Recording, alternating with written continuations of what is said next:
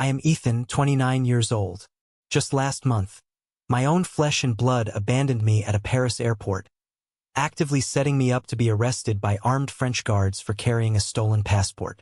While I was completely surrounded by police screaming commands I could not understand, my parents and my older brother Julian did not even look back at me. They walked right down the jet bridge, leaving me stranded in a foreign country so they could legally steal my $2.5 million inheritance. They genuinely thought they had broken me. They thought I would be sitting in a dirty holding cell, completely helpless, crying, and utterly destroyed. But there is one major thing they did not know. A venture capitalist billionaire happened to be sitting right across from me in that very detention room, and he had a private jet, an army of ruthless corporate lawyers, and a brilliant plan for revenge. And right now, my family is facing serious federal prison time. Before I tell you exactly how I destroyed their lives and took back what was rightfully mine, hit that like button if you believe in absolute justice. And please do not forget to let me know where you are watching from in the comments below. I read every single one of them. Now, let us go back to where this entire nightmare began. The family vacation to Europe was supposed to be a celebration. It was my mother Sylvia's idea, claiming we needed family bonding time before my grandmother's trust fund matured. I should have known better. I should have seen the red flags when my father Walter suddenly acted interested in my career, or when my brother Julian, the golden child who never worked a hard day in his entire life, insisted on carrying my heavy bags through the cobblestone streets of Rome. We were finally at Charles de Gaulle Airport in Paris, getting ready to board our long flight back to New York. The international terminal was packed, noisy, and chaotic. "Oh, honey, didn't you check your bag? You don't have a ticket anymore." That was the absolute last thing my mother said to me before she turned her back and boarded the plane home, intentionally leaving me stranded at the gate. She scanned 3 boarding passes with the gate agent.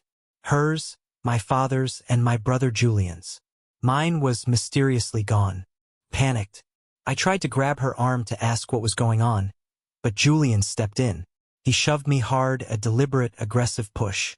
In the confusion of the sudden physical collision, he swiftly slipped a black passport directly into my open tote bag.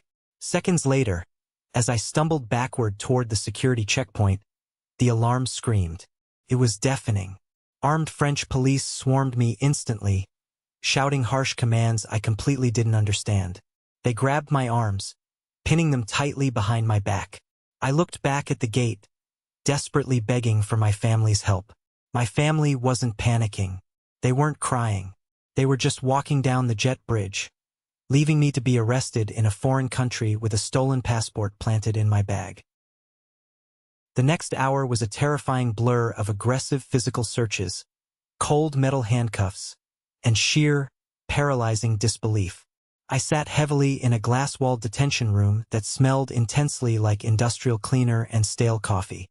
The fluorescent lights buzzed overhead, casting a harsh, unforgiving glare on the bolted metal table.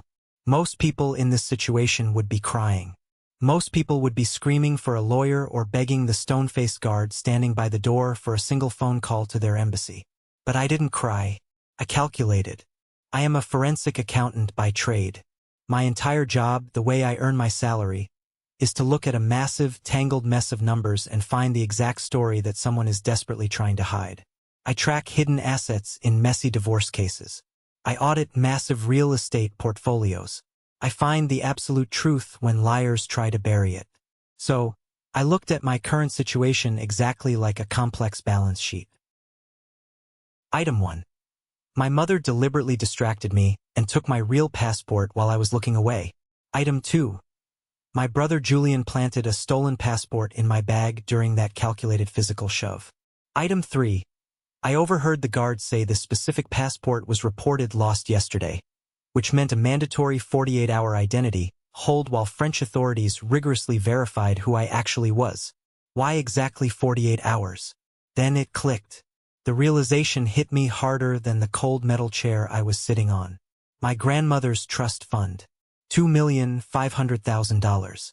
It was officially set to mature tomorrow at exactly noon. There was a specific, obscure clause buried deep in the fine print of that massive legal document. The absentee clause. It stated very clearly that if the primary beneficiary couldn't be located or contacted within 24 hours of the maturity date, administrative control temporarily reverted to the next of kin. My parents. They didn't just want to ruin my European vacation. They desperately needed me to vanish from the face of the earth for exactly 2 days so they could legally steal $2.5 million. It was brilliant in its cruelty. It was pure evil. And I was trapped in a glass box while they were probably ordering expensive champagne in first class on their way back to the States. The heavy metal door buzzed loudly and swung open. I fully expected a French detective to come in and formally charge me with international fraud.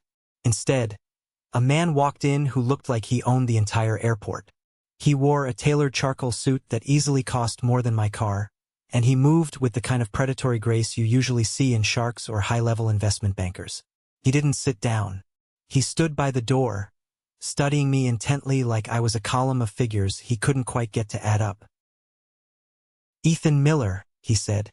His voice was incredibly low, completely devoid of any human sympathy. "Top of your class at Wharton, specialized in forensic audits for distressed assets. You have quite a reputation for finding money that doesn't want to be found." I straightened my spine, absolutely refusing to look weak or broken. "Who are you?" "Sebastian," he replied smoothly. "I run a venture capital firm in New York. We have a mutual problem. My problem is a stolen passport and a family that just intentionally framed me," I said flatly. "What is yours?" "My problem is a massive corporate merger happening in exactly 3 days. I have a business partner who is skimming off the top. But he is good. Too good. My regular auditors can't find the leak." He casually checked a watch that probably cost more than most people's retirement accounts. "I need someone who isn't on the official payroll. Someone desperate enough to work fast and quiet." He casually tossed a thick file onto the metal table. It wasn't my police file. It was a massive corporate contract. "I have influential friends at the embassy. I can have you walked out of here in 20 minutes classified as a diplomatic consultant. You get on my jet. You fly back to New York with me.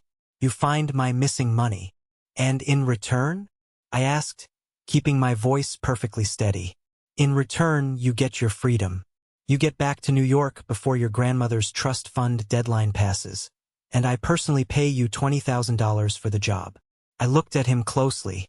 This wasn't a rescue mission. He didn't care about my feelings or my family trauma. He saw a highly skilled resource he could exploit for his own gain.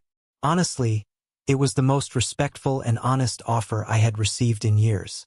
"Make it 30,000, I said without blinking.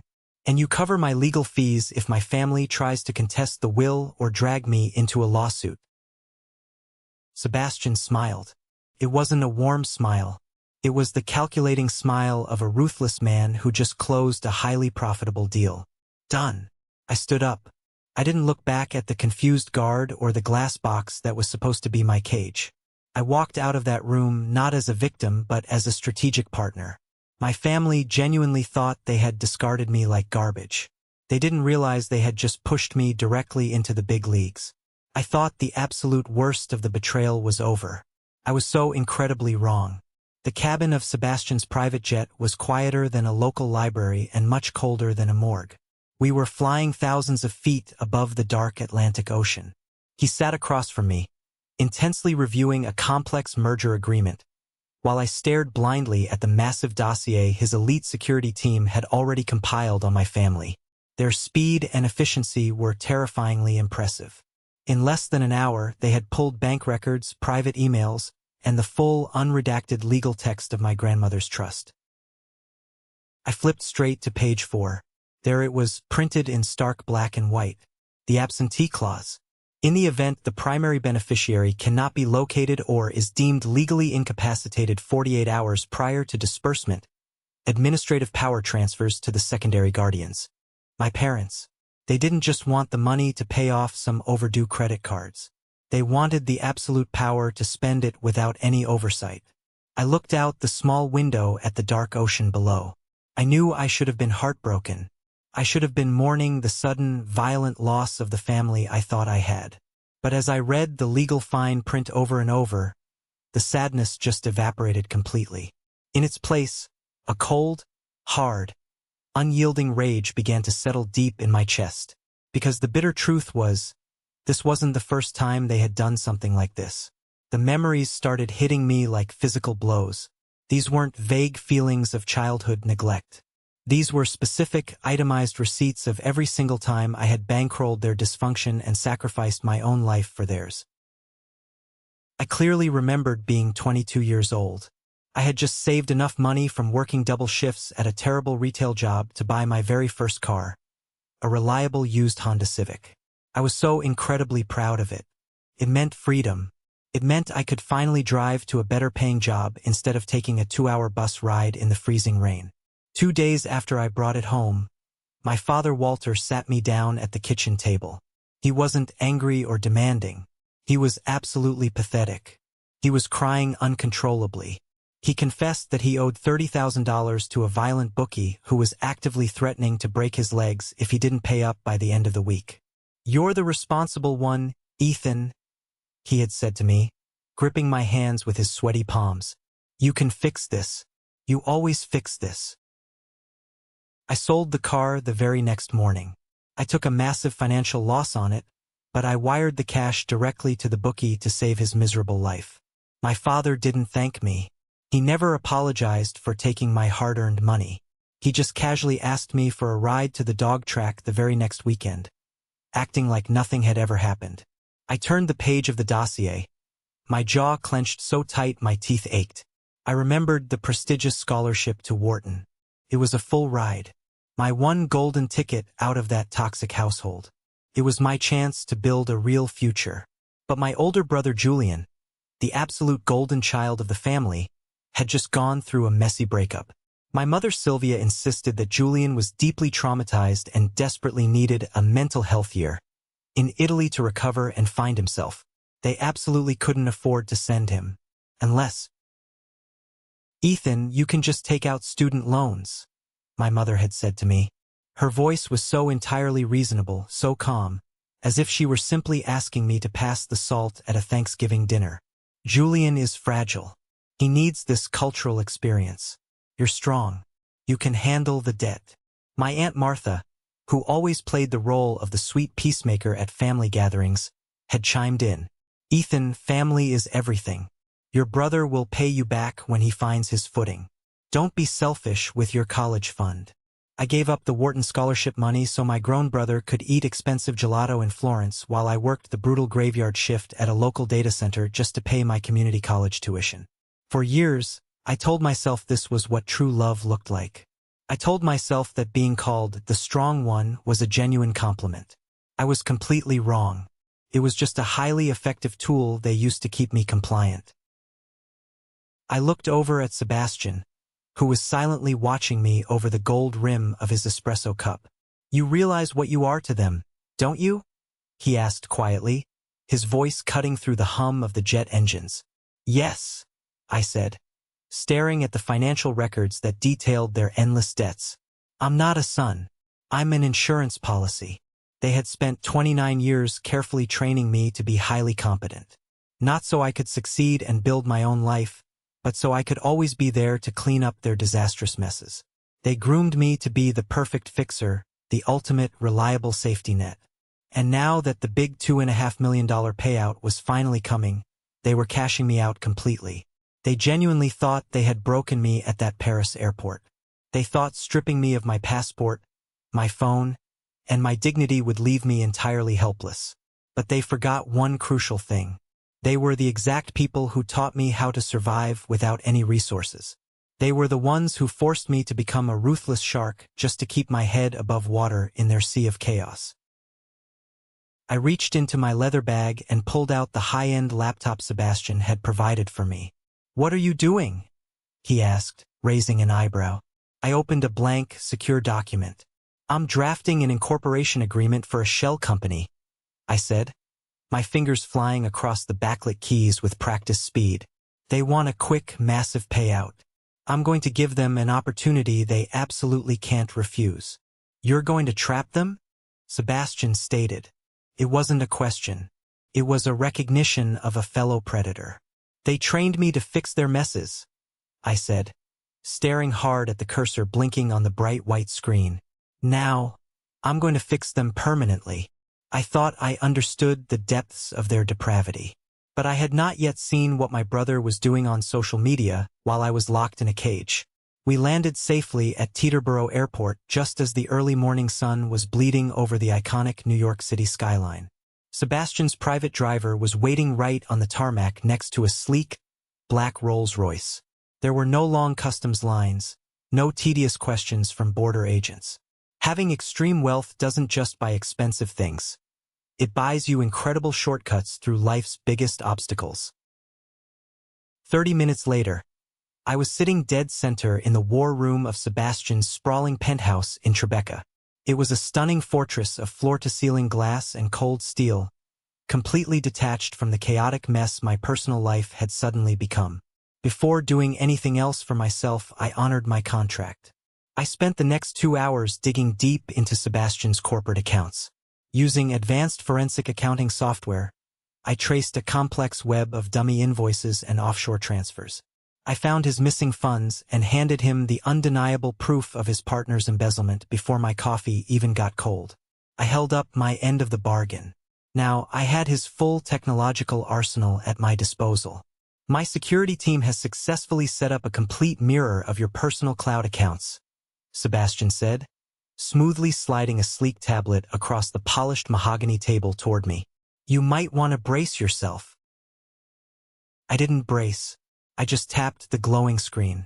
Physically, I was free and safe in a billionaire's penthouse, but digitally, I was already a dead man. My brother Julian had been very, very busy while I was flying over the ocean. The very first thing that popped up was his Instagram story posted just 6 hours ago. It was a carefully staged selfie of him looking tear-eyed and deeply distressed in a VIP airport lounge, captioning a stark black screen. Please pray for my brother Ethan, the text read. He had a severe mental breakdown at the airport in Paris.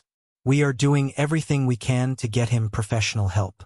Please respect our privacy during this crisis. I stared at the screen, my jaw clenched so tight my teeth ached. It was an absolute masterclass in public character assassination. By publicly framing my sudden disappearance as a severe mental health crisis, he wasn't just explaining away my absence to our friends and family. He was systematically discrediting any accusation I might make against them later. If I somehow made it back and screamed fraud or theft, he would just nod sadly to the police and say, "See? He's paranoid. He's sick." But the social media circus was just a smokescreen for the real attack.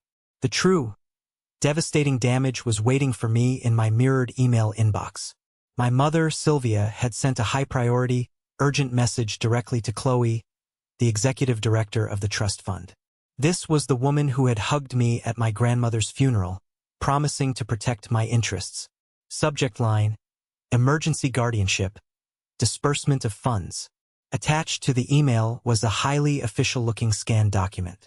It was a translated police incident report from Charles de Gaulle Airport, officially citing me for a severe security breach and erratic behavior. As you can clearly see from the attached documentation, my mother wrote in the email, Ethan is currently incarcerated and mentally unfit to manage his affairs. Per the absentee clause, we are invoking our right as secondary guardians to secure the assets before he causes further harm to himself. They weren't just quietly stealing the money. They were actively nuking my entire professional reputation to ensure they got away with it. I am a forensic accountant, a financial professional who is publicly labeled as mentally unstable and incarcerated is entirely unemployable. They were making absolutely sure that even if I somehow managed to get out of France, I would have nothing left to go back to. No career, no promotion, no salary, no credibility. I felt a sudden, cold shiver run violently down my spine. It wasn't fear. It was total, absolute clarity. They truly, deeply believed I was helpless.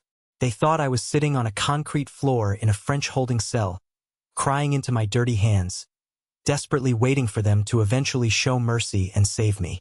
They had absolutely no idea I was sitting comfortably in a multi-million-dollar penthouse in Tribeca, actively watching their every single move in high definition. They're thorough, Sebastian noted quietly, reading the damning emails right over my shoulder. They've effectively blocked you from contesting the transfer without a lengthy legal battle. By the time a judge actually hears you, the money will be gone. They don't want a drawn-out legal battle, I said, my eyes completely fixed on the glowing screen. They want a fast, quiet payout. They have enormous debts. Real debts. The kind you can't pay with a monthly payment plan. I stood up abruptly and walked over to the massive floor-to-ceiling window. Down below, the city of New York was just waking up. Yellow cabs moved like ants on the gray pavement. Somewhere in this very city, my parents and my brother were probably celebrating with expensive dinners. They were already counting chickens that hadn't hatched yet. They think the only possible way to get that money is directly through the trust executive, I said, turning back to face Sebastian. They're thinking small. Sebastian raised an intrigued eyebrow. What is the play here, Ethan? I need immediate access to your capital reserves. Not to actually spend, just to show proof of funds. I'm going to become the exact answer to their desperate prayers, I said, my voice dangerously calm. They need raw cash fast before their creditors break their legs. I'm going to offer them a deal so incredibly good, so unbelievably tempting, that they'll eagerly sign their own death warrants just to touch it. They wanted to play games with legal documents and custody laws. I was about to introduce them to the brutal reality of corporate warfare. It took less than 1 hour to meticulously build the cage. Using Sebastian's extensive corporate infrastructure, his legal connections, and his powerful servers, we brought a ghost company to life. We created Atlas Holdings, framing it as a highly exclusive, boutique investment firm specializing in aggressive distressed asset acquisition. It was a masterpiece of corporate illusion. It had a sleek, professional website, a legitimate Delaware business registration, and an ironclad verifiable proof of funds document showing exactly $50 million in liquid capital. To anyone drowning in severe debt, Atlas Holdings looked like pure, miraculous salvation. In reality, it was a perfectly sharpened guillotine waiting to drop. My parents are drowning, I told Sebastian, pulling up their comprehensive credit report on the main massive screen in the war room. I pointed to the glowing red numbers on the monitor. They currently have 3 separate, high-interest mortgages. Their credit cards are completely maxed out to the limit. And if my father Walter's gambling habits haven't magically changed since I last bailed him out, he definitely owes serious money to people who don't bother sending polite late notices in the mail. So we offer them a sudden lifeline, Sebastian said, catching on immediately, a dark amusement in his eyes. We offer them a bridge loan. I corrected him. A very high-interest, short-term, immediate payout bridge loan. We offer to swoop in and buy out all of their bad debt for pennies on the dollar. But to do that, we require massive collateral. The trust fund. Exactly, Sebastian finished, leaning forward. But since the trust is still technically legally in my name, Atlas Holdings absolutely cannot accept it as collateral unless the current guardians swear under federal oath that the primary beneficiary is legally incapacitated. Sebastian let out a low chuckle, a truly shark-like grin spreading across his face. Perjury. Perjury, I confirmed. Wire fraud and massive bank fraud. The ultimate federal trifecta. We didn't make the phone call ourselves. That would be far too risky, and my father might recognize my voice, even disguised over a bad connection.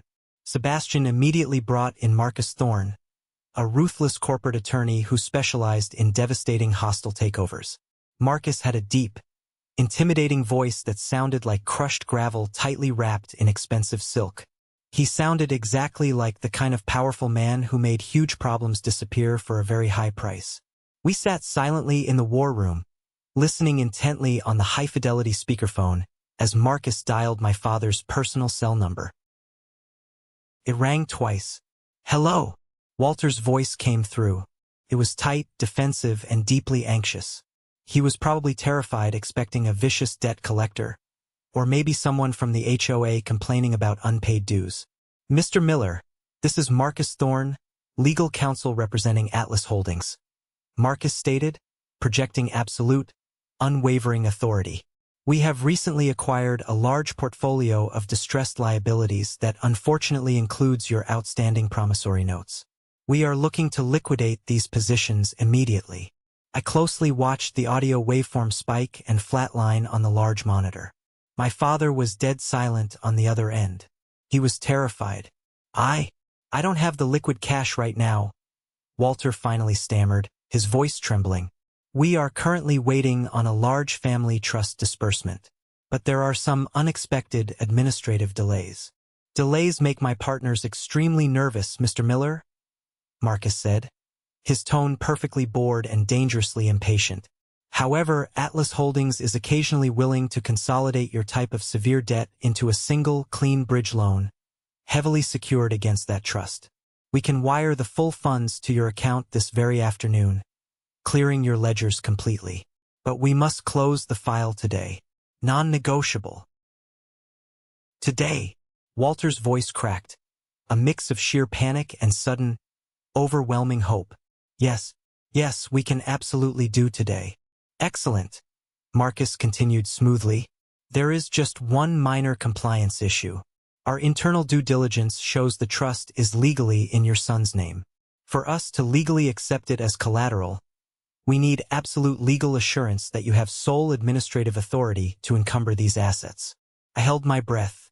I gripped the edge of the mahogany table until my knuckles turned white. This was the exact moment. The point of no return. My son is unavailable, Walter said quickly, the lie rolling off his tongue with sickening ease. He had a massive mental break. He is currently in police custody abroad. My wife and I have full emergency powers over his estate. I see, Marcus said smoothly. Standard procedure in these complex cases requires a formal affidavit of sole authority. You and your wife will need to sign a sworn, notarized statement confirming his severe mental incapacity and your exclusive, legal right to pledge the funds. Be advised, this document carries the full weight of a federal court order. Can you execute that document today? Yes, Walter said. There was absolutely no hesitation, no guilt, no fatherly concern for a son supposedly locked in a foreign mental ward. Just pure, unadulterated greed. We can sign it immediately. Good. Meet me at our satellite office in Midtown Manhattan in exactly 2 hours. Bring all the paperwork. We will have the check ready. Marcus hung up the phone. The room fell completely silent. I stared at the red disconnect notification on the screen. My father hadn't just agreed to take out a sketchy loan. He had just eagerly agreed to commit a major federal felony just to steal my money. He didn't care if I was sick. He didn't care if I was rotting in a jail cell. He just desperately wanted the check. Sebastian slid a thick, dark folder across the table toward me. The affidavit is completely airtight, he said quietly. Once they put pen to paper, they are signing a full, unretractable confession. I took the expensive pen he offered. My hand was completely steady. Let's go, I said, my voice barely a whisper. I don't want to be late for my own funeral. The trap was fully set. The bait was taken. Now all I had to do was show up to watch the jaws snap shut on the people who thought they could destroy me. The Midtown Manhattan satellite office of Atlas Holdings was not just a room. It was an absolute masterpiece of psychological corporate theater, designed specifically to overwhelm and intimidate. Sebastian had spared absolutely no expense in setting up the perfect illusion to trap my greedy family. The walls were meticulously lined with dark, imported oak paneling that absorbed the ambient light, creating a heavy, serious atmosphere. The carpets were woven so incredibly thick that they seemed to swallow the sound of your footsteps entirely, making anyone who walked across them feel small and insignificant. In the dead center of the massive room sat a conference table carved from a single, flawless slab of imported Italian marble. It looked exactly like the kind of boardroom where ruthless billionaires casually dismantled smaller rival companies for absolute sport. The air inside the room smelled faintly of expensive leather, fresh dark roast espresso, and the undeniable, intoxicating scent of absolute power. I was standing perfectly still in the adjacent observation room, hidden flawlessly behind a large pane of specialized one-way mirror glass. The room I occupied was completely dark, save for the faint, clinical blue glow of the advanced security monitors displaying multiple high-definition camera angles of the conference room. My heart was beating a slow, steady rhythm against my ribs.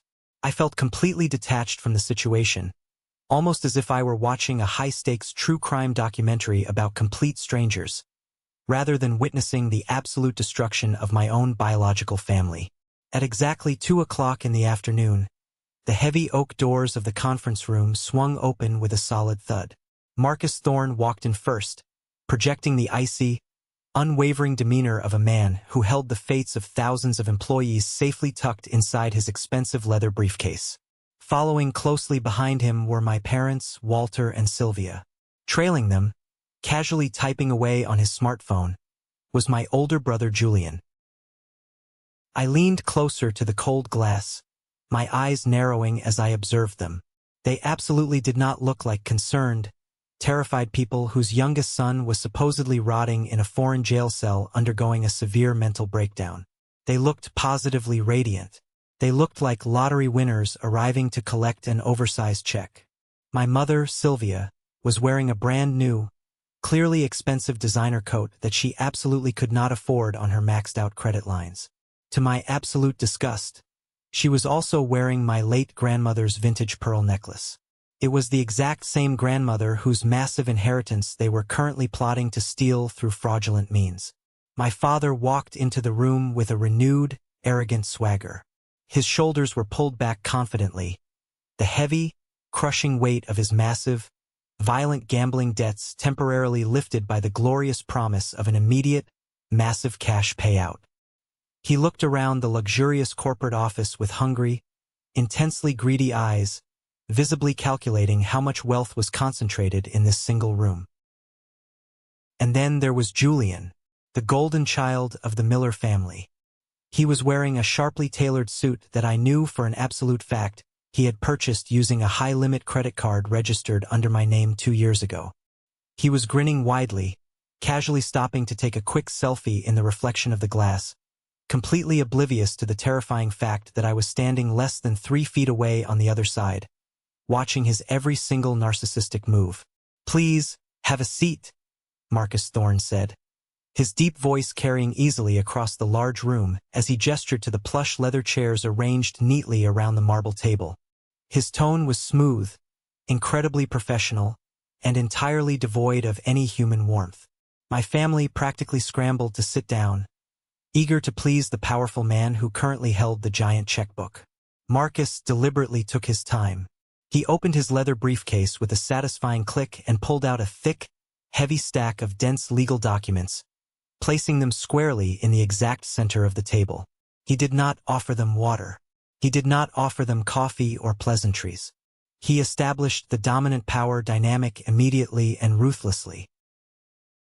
"Before we proceed with the official transfer of funds this afternoon," Marcus began, folding his hands together precisely on the table, "I need to ensure absolute legal clarity regarding the proposed collateral. Atlas Holdings is fully prepared to liquidate your entire portfolio of bad debt today.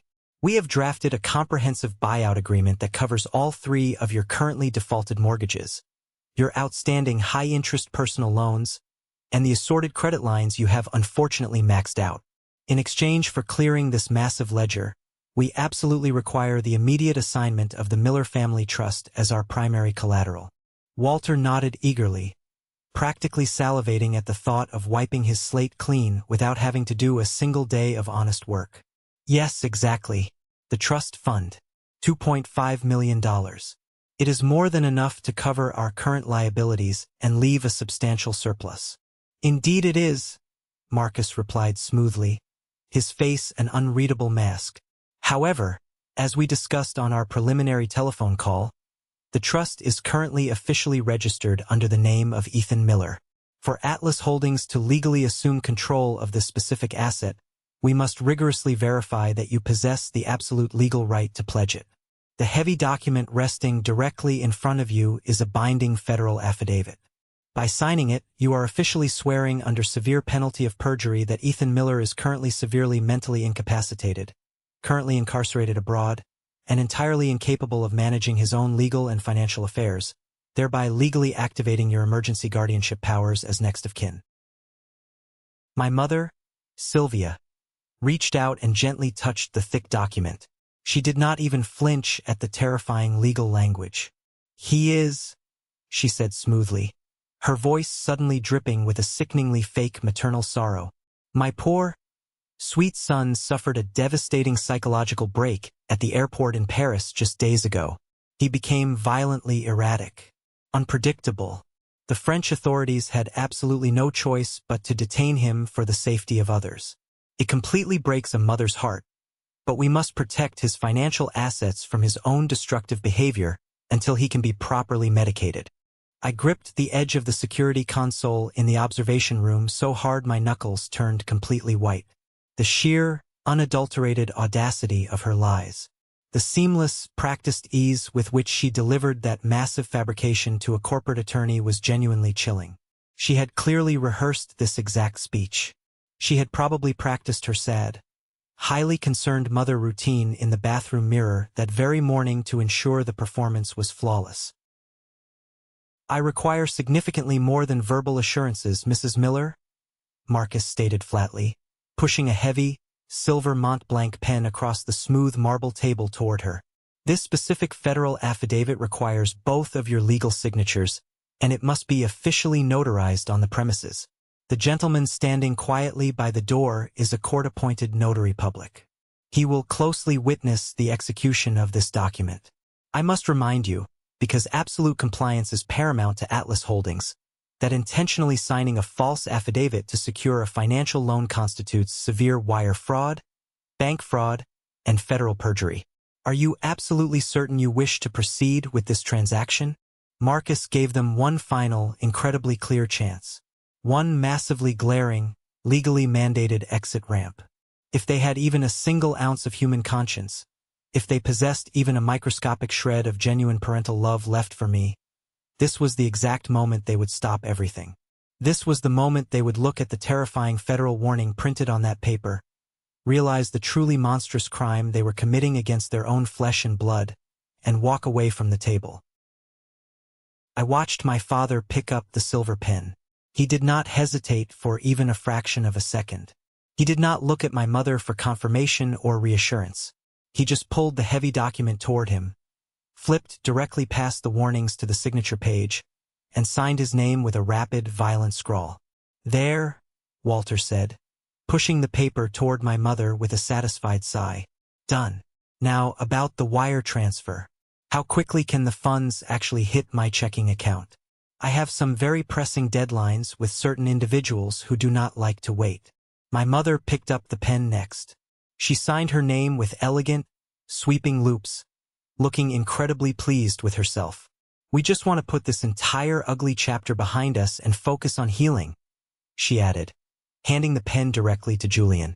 Julian, who technically had absolutely no legal standing regarding the trust but was heavily required by Marcus to sign as a direct witness to their guardianship claim, eagerly scribbled his name. "Yeah, my little brother is a complete mess. Honestly, he always has been. He cracks under the slightest pressure. This is genuinely for his own good.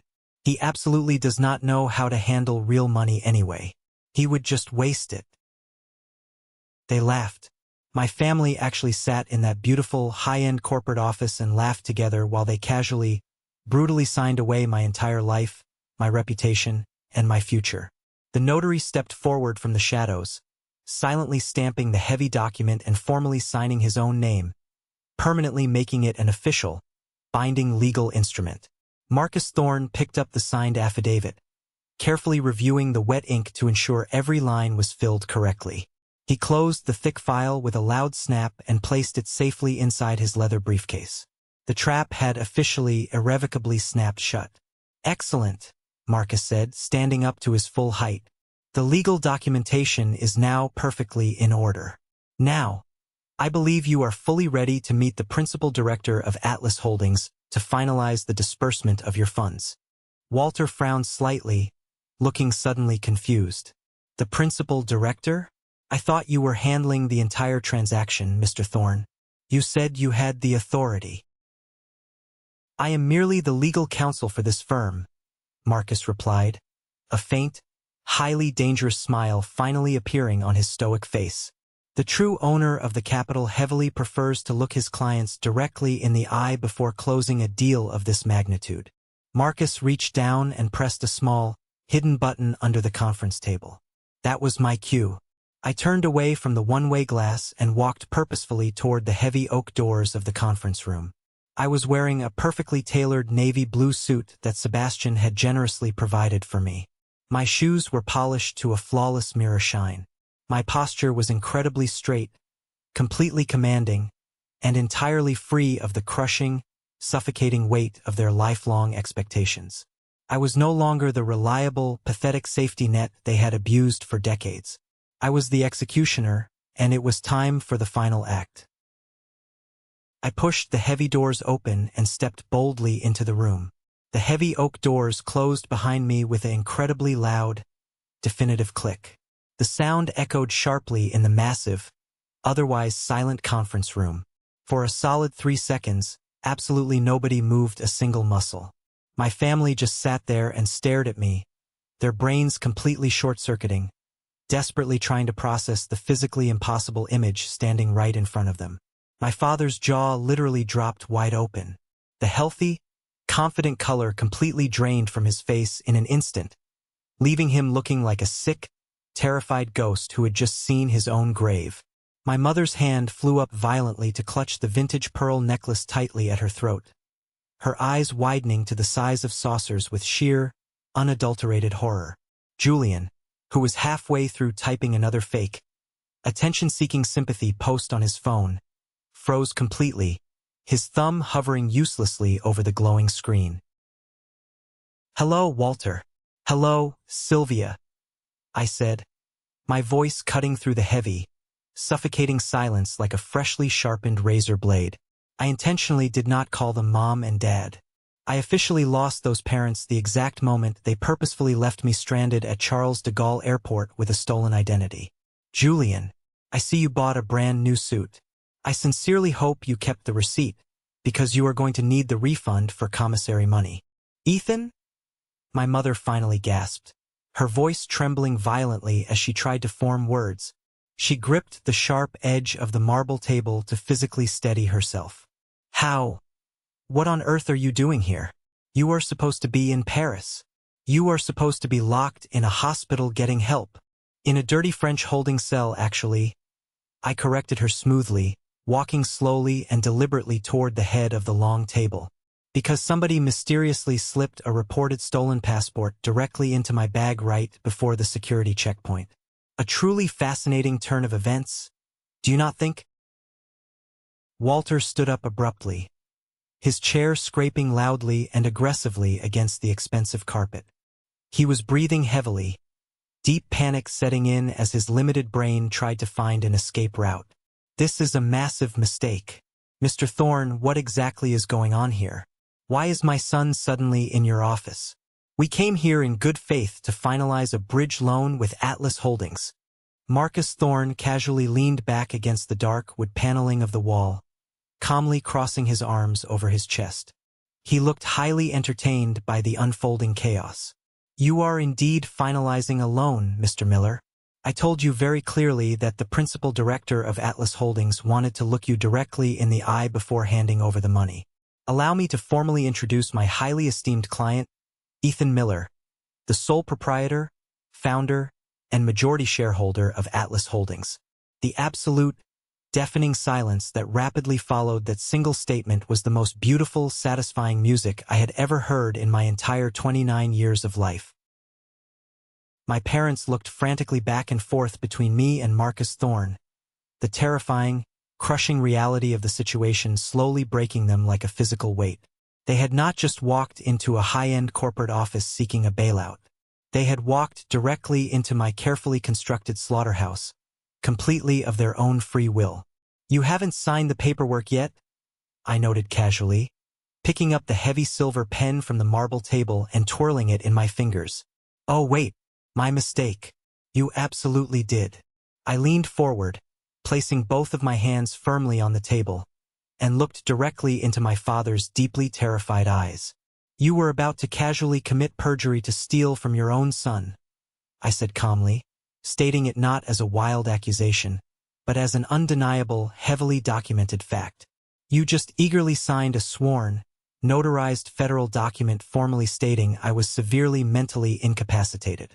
You legally claimed the rights to my $2.5 million trust fund strictly to pay off your dirty gambling debts to loan sharks. That specific crime carries a mandatory 5 to 10 years in a federal penitentiary.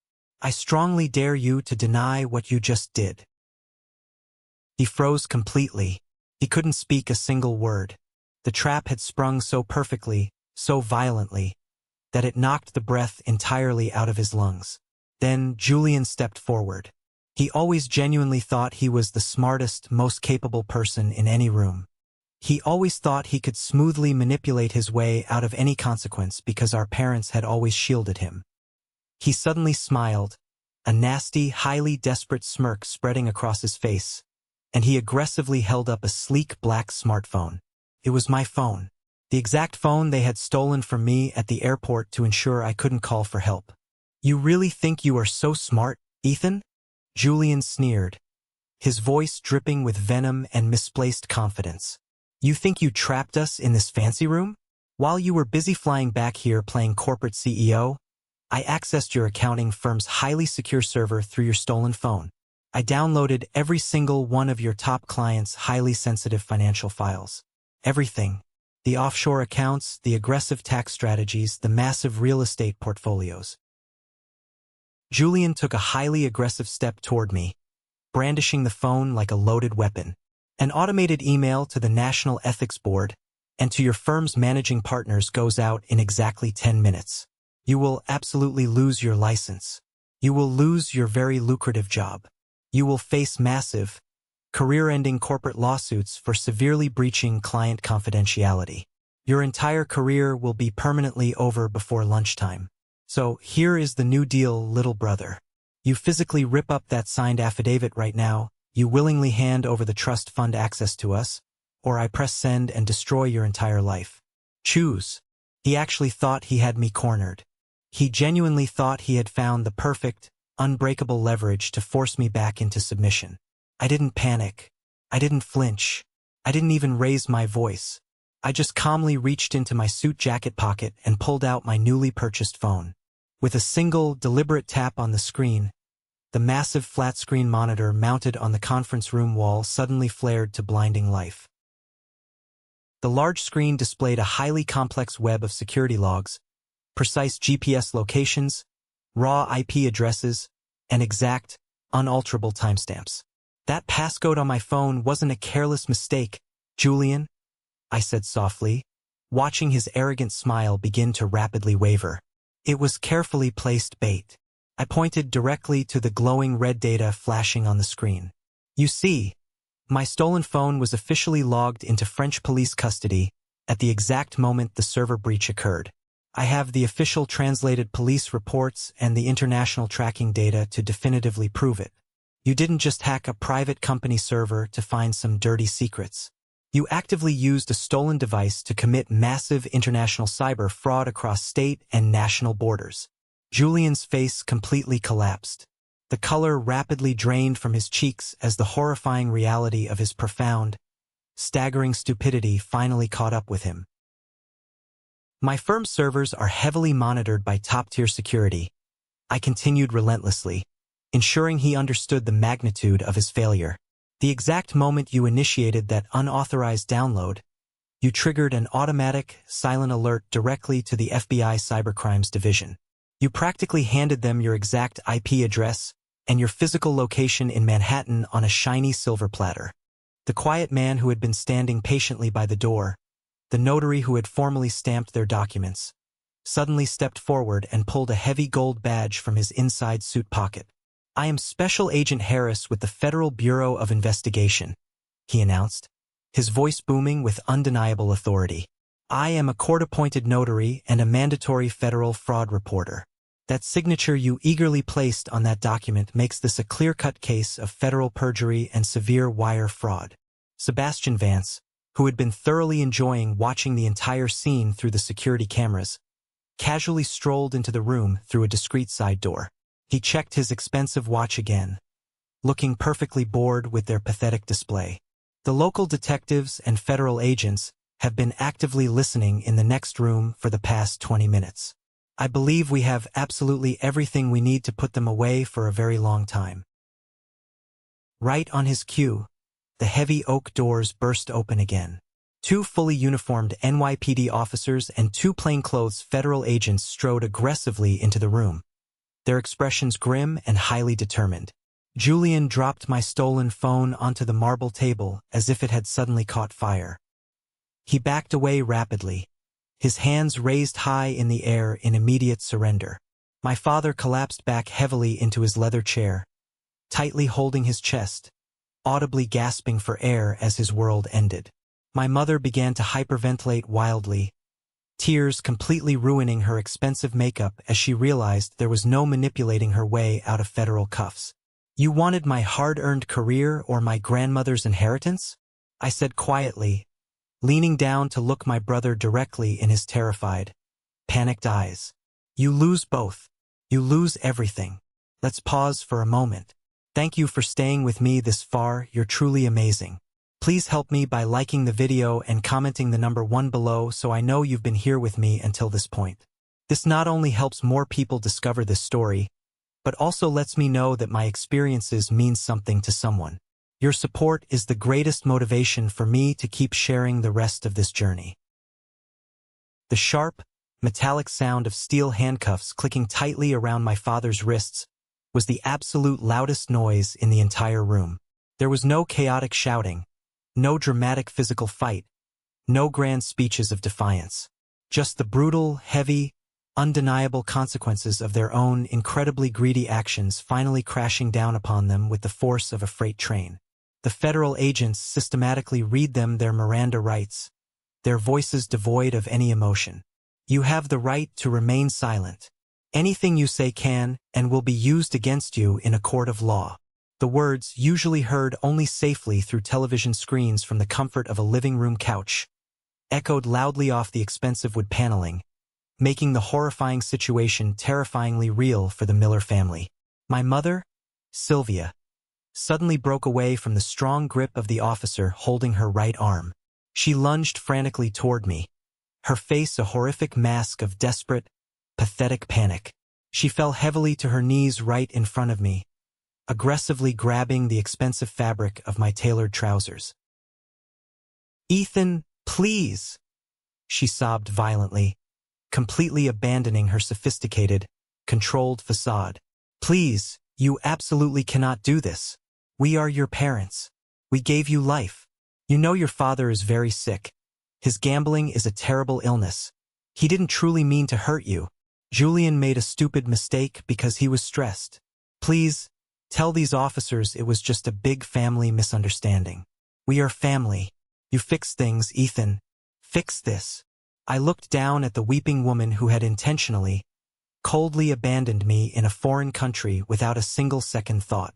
I looked closely at the very woman who had ruthlessly written a formal email claiming I was severely mentally insane just to legally steal my grandmother's money and ruin my career.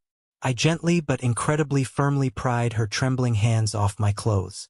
I took a deliberate, highly visible step back, establishing an absolute, unbreakable physical and emotional boundary between us.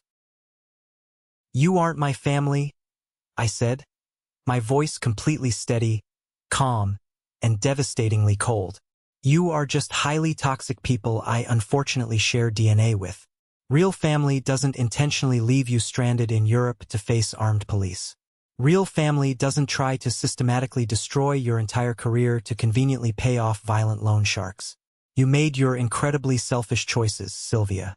Now you finally get to live with the heavy consequences." The officer pulled her roughly to her feet and actively led her toward the door. She was wailing now, a high-pitched, terrible, grating sound of pure defeat, but I felt absolutely nothing. No guilt, no sorrow, no lingering regret. The deeply infected emotional cord had been cut permanently and cauterized. Julian was escorted out next. As the burly federal agent marched him directly past me, he didn't apologize. He didn't beg for mercy or try to explain his actions. He just glared intensely at me with pure, unadulterated hatred burning in his eyes. He was finally being held legally accountable for the very first time in his excessively pampered, highly entitled life, and he utterly despised me for forcing him to face reality. After they were officially escorted out of the building to the waiting police cruisers parked on the busy Manhattan street below, the luxurious room fell silent once again. Marcus Thorne began methodically packing up his briefcase, nodding at me with a look of deep professional respect. Sebastian walked over to a hidden bar cabinet, poured 2 generous glasses of aged, incredibly expensive scotch and handed one directly to me. "Well played, Ethan," Sebastian said smoothly, raising his crystal glass in a quiet, respectful toast. "Clean, brutally efficient, and utterly devastating to the targets." "It's not completely over just yet," I replied, taking a slow, burning sip of the premium liquid. "There are still some highly toxic loose ends that urgently need to be tied up before I can truly rest." I set my glass down firmly on the marble table, pulled out my new phone, and actively dialed a number I knew by heart. It rang exactly 3 times before she answered. "Hello, this is Chloe."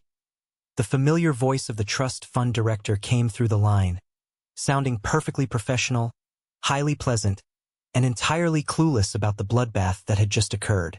"Hello, Chloe. It is Ethan Miller," I said, leaning casually against the window. There was a massive, sharp intake of breath on the other end of the line. "Ethan? Oh my goodness. I am so incredibly glad to hear your voice. Your mother told me the most terrible things. She aggressively sent me international police reports." "Save the performance, Chloe," I interrupted sharply, cutting cleanly through her desperate, pathetic lies. "I know absolutely everything. I know for a fact you were the exact person who tipped my mother off about the 48-hour absentee clause. I know you deliberately and illegally advised her on how to formally file the emergency guardianship paperwork to bypass the standard legal waiting period. And I know precisely that you expected a massive, illegal kickback from my family for pushing the wire transfer through without performing the required proper verification." "Ethan, I absolutely do not know what you are talking about. I was just following standard fiduciary protocol for absentee clients." Her voice was shaking violently now. The professional veneer had completely cracked. She knew she was caught dead to rights. "My legal and tech team at Atlas Holdings has already successfully mirrored your private emails and hidden financial communications," I stated coldly, dropping the hammer. "We have the explicit, undeniable digital proof of your direct collusion to commit massive financial fraud against your own highly protected client.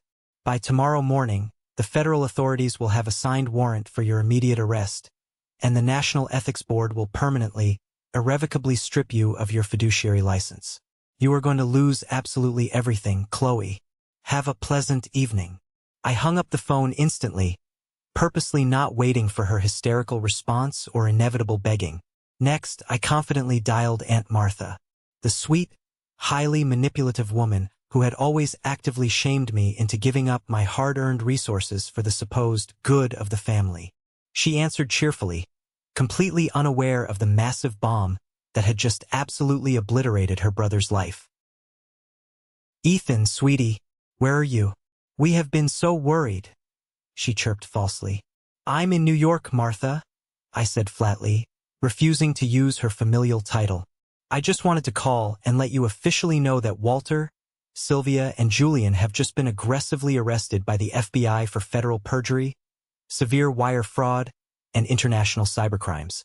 A stunned, totally deafening silence followed. "Arrested? What? Ethan, what on earth did you do?" she shrieked, her true nature instantly surfacing as she immediately blamed me for their crimes. "I didn't do anything but step back and let them eagerly dig their own massive graves," I replied calmly. "But I'm calling to give you a very fair warning. I know you were the one who originally introduced my father to the violent loan sharks. I know you have been quietly taking a 10% cut of the money they forcefully extorted from me over the years as a finder's fee. When the federal prosecutors start offering highly aggressive plea deals tomorrow, who exactly do you think my desperate parents are going to give up first to reduce their own lengthy prison sentences? I could practically hear the blood rushing completely out of her head through the phone speaker. They will sell you out in a heartbeat, Martha, just exactly like they gleefully tried to sell me out. I strongly suggest you hire a very good, very expensive criminal defense attorney. You are absolutely going to need one. I ended the call right then and there. I permanently blocked her number. I systematically went through my phone and completely erased their contacts, their emails, their photos, and their entire toxic existence from my digital life. I was finally, truly, and completely done cleaning up the poisonous weeds in my garden. 3 months later, the massive, bustling city of New York was beautifully wrapped in a crisp, bright, highly energetic autumn afternoon. I stood confidently in my brand new, incredibly spacious corner office located deep in the heart of the financial district. I casually held a cup of artisan coffee, looking out the massive floor-to-ceiling windows at the sprawling, magnificent New York skyline. The prominent name, Ethan Miller, senior partner, was deeply etched in elegant, frosted glass on the heavy mahogany door directly behind me. After the spectacular, highly publicized fallout with my deeply toxic family, Sebastian and I officially, legally dissolved our temporary consulting contract just as we had agreed. There was absolutely no drama, no lingering emotional obligations, just deep, profound mutual respect between two competent men who thoroughly understood the massive value of ruthless efficiency. He immediately offered me a permanent, highly lucrative executive position at his venture capital firm, specifically managing complex risk assessment and forensic auditing for his absolute largest corporate acquisitions. I accepted without hesitation. Plus one, I was currently making more than 3 times my previous highest salary. I possessed total, absolute financial and emotional independence, and for the very first time in 29 years, I slept incredibly soundly through the entire night without the crushing, suffocating anxiety of violently wondering what massive family disaster I would be forced to fix the next morning. The subsequent legal proceedings regarding my family were entirely predictable, yet profoundly, deeply pathetic to observe from a distance. I strictly did not attend the initial court hearings. I absolutely refused to let their desperate, highly emotional legal theater disrupt the profound peace of my new life. But Marcus Thorne, who was aggressively handling the massive civil lawsuit against them to recover the extensive legal fees they had selfishly cost me, kept me thoroughly, meticulously updated on every single development. The criminal trial was a complete masterclass in toxic familial destruction. When faced with the highly terrifying reality of serving hard time in a federal prison, the supposedly loving family completely imploded upon itself. Julian, the highly beloved golden child, the precious son who could supposedly do absolutely no wrong, immediately took a massive, aggressive plea deal from the prosecutor. He aggressively, viciously threw our parents directly under the speeding bus, testifying loudly under oath that Walter and Sylvia had entirely masterminded the entire fraudulent plot from the very beginning. He desperately claimed he was deeply emotionally manipulated and physically forced to plant the stolen passport under severe, terrifying duress. He claimed he was just an innocent, traumatized victim of their incredibly bad, highly abusive parenting. My parents were utterly, comprehensively destroyed, not by the harsh federal sentencing they eventually received, but by the ultimate, crushing, absolutely devastating betrayal of the one son they had foolishly worshipped and sacrificed my entire life for. The final, true punishment wasn't the cold, hard steel bars of a tiny prison cell. It was the horrifying, undeniable realization that they had carefully raised a ruthless monster who was just as profoundly selfish, greedy, and devoid of loyalty as they were. They officially received 7 hard years in a federal penitentiary for massive wire fraud, conspiracy, and severe perjury. Julian managed to aggressively negotiate his own sentence down to 3 years in a minimum security facility, plus a permanent, lifetime ban from ever holding any corporate fiduciary position again. Chloe completely lost her prestigious career and faced incredibly severe fines, utterly bankrupted by the massive legal fallout of her greed. Aunt Martha was currently under intense, unforgiving IRS investigation for years of undeclared, illicit income, and was facing her own massive legal battles. The absolute day after the final sentencing was handed down by the judge, the highly anticipated $2.5 million trust fund was officially, cleanly dispersed directly into my heavily secured private accounts. There were no more administrative delays, no more hidden absentee clauses, no more manipulative, toxic guardians trying to illegally steal my secure future. I sat down heavily at my massive mahogany desk and smoothly signed the final legal document confirming the complete transfer. I looked closely at the enormous, life-changing number glowing brightly on the computer screen. It wasn't just cash. It was absolute security. It was the absolute, undeniable validation of my late grandmother's true, loving intentions for me. She had always quietly known what they were truly capable of doing, and she had tried her absolute best to financially protect me from their unending greed. I closed the laptop securely, packed my expensive leather briefcase, and left the office early. I took a sleek black town car directly to JFK Airport. I easily bypassed the massive standard security lines and walked straight into the exclusive, highly quiet first-class lounge. I handed the smiling gate agent my real, highly valid passport and a first-class ticket. I was flying back to Paris. I desperately needed to finally finish the peaceful European vacation that had been so violently and aggressively interrupted. But more importantly, I needed to physically return to the exact geographic place where my spirit had been temporarily broken, strictly to definitively prove to myself that the deep trauma no longer held a single ounce of power over my life or my emotions. When I finally landed smoothly at Charles de Gaulle, I walked right past the exact, busy gate where my mother had coldly abandoned me. I looked directly at the exact spot on the floor where Julian had aggressively shoved me to plant the fake passport. I felt the phantom, terrifying weight of the metal handcuffs on my wrists for a brief, fleeting microsecond. But then, I took a massive, deep breath of the cool, incredibly refreshing European air. I walked confidently out of the noisy terminal, hailed a local taxi, and headed directly toward the beautiful, historic heart of the city, completely and utterly unburdened. They strictly told me that family is absolutely everything. They were completely wrong. Family is not defined by shared biology. Family is strictly defined by the people who consistently treat you with genuine respect, who fiercely protect your mental peace, and who loudly celebrate your success instead of actively, jealously plotting to steal it. Sometimes, the absolute most powerful and truly necessary thing you can ever do for your own survival is to permanently stop trying to fix the toxic people who are intentionally breaking you, and just confidently let them fall entirely into the exact traps they aggressively set for you. Have you ever faced something incredibly similar with your own highly toxic family? Have you ever had to fiercely draw a hard, absolutely unforgiving line to firmly protect your own sanity, your hard-earned money, and your future? Share your personal story in the comments below, and please don't forget to casually hit like and strongly subscribe so you absolutely don't miss the next amazing journey. Remember, confidently walking away from deep toxicity is absolutely not a failure. It is the ultimate massive victory. Stay incredibly strong, aggressively know your massive worth, and absolutely never apologize for fiercely protecting your own peace.